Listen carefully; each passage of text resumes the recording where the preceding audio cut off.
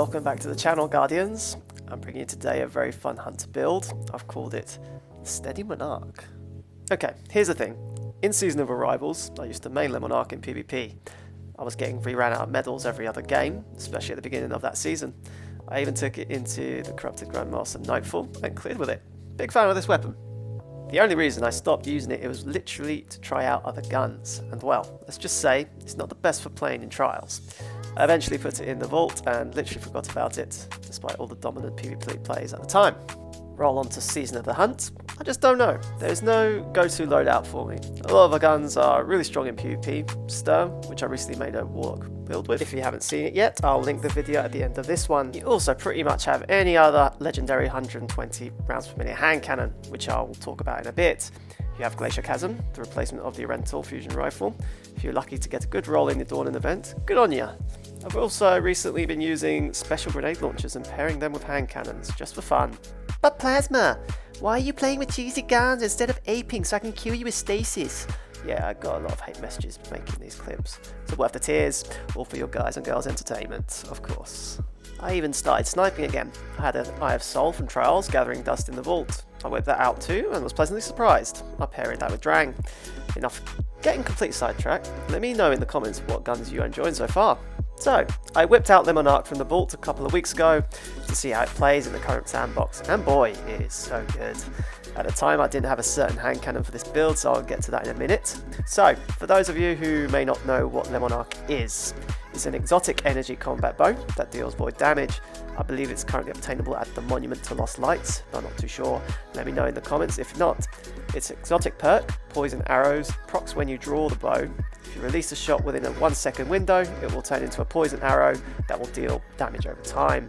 Get a precision hit and it will cause a small explosion, poisoning targets near the enemy that was just shot. In practice, if you fully draw this bow and release the shot immediately, it will poison the target.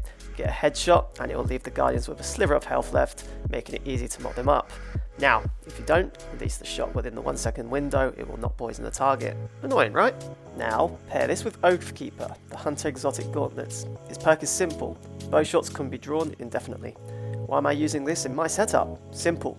Not many people know this, but poison arrows on Le Monarque can be held indefinitely with this exotic armor. For example, you can draw an arrow and literally hold it for 1 minute, and when you fire it, poison enemies, baby. Make sure you slot bow reloader perks on this weapon to dramatically improve the knock speed. Pretty cool so far. We can take this up a notch though. We can have a bow that can poison targets and leave PvP players reeling. Now, what if we paired this with damage modifiers? In my setup, I have, yes, you guessed it, Charge with Light and High Energy Fire mods. Pick up an Orb of Light, shoot a Guardian in the head, High Energy Fire procs, leaves your enemy for dead, then the poison within a second or two finishes them off. In summary, you can one-shot kill Guardians in PvP with this setup. But Plasma! I don't get many orbs during matches. What can I do? Simple. Slot Charge Harvester on your armor. It's a void armor mod that Banshee, if you're lucky, sells. It randomly charges you with light after getting kills or assists. It will reduce the ability governed by your class, however. For example, Hunters will lose 10 mobility, so bear this in mind when setting up.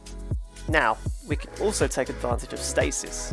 Whisper of Hedrons, the fragment, frees a target to gain a damage boost to weapons for 10 seconds. This literally has the same effect as High Energy Fire. Freeze a target, whether that is a grenade, melee ability or super, then have unlimited one-shot precision poison arrows for 10 seconds.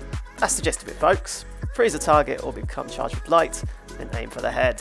Now, to make this even more lethal, I got lucky during Iron Banner and got myself what I consider a god roll steady hand. It rolled quick draw, high caliber rounds, and Iron Grip. Iron Grip gives this gun a massive stability boost at the expense of reload speed. Well, let's say it reloads slower than it takes me to shower in the mornings, but worth it due to quick draw. Pair this with the backup mag mod, which gives it 11 rounds in the mag, and if possible, hand cannon loader, which slightly helps. 120 hand cannons are currently the meta in PvP. If you have any lying in the vault that have not been sunset, such as True Prophecy, Criminal's Dagger, or even a steady hand that you might not have liked, I would recommend taking them out of the vault. So, back to my steady hand roll. Why quick draw? Simple. This hand cannon does 90 to the head, around 50 to the body at optimal range. If I've got my numbers right, one shot with the bow to the body can take off more than half of a Guardian's health. You can release your bow shot, poison, and immediately switch to your hand cannon and finish off Guardians in the blink of an eye.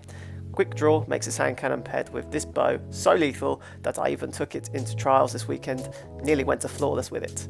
The only flaw with this build is close range combat against shotgunners. I would suggest trying to keep your distance from targets.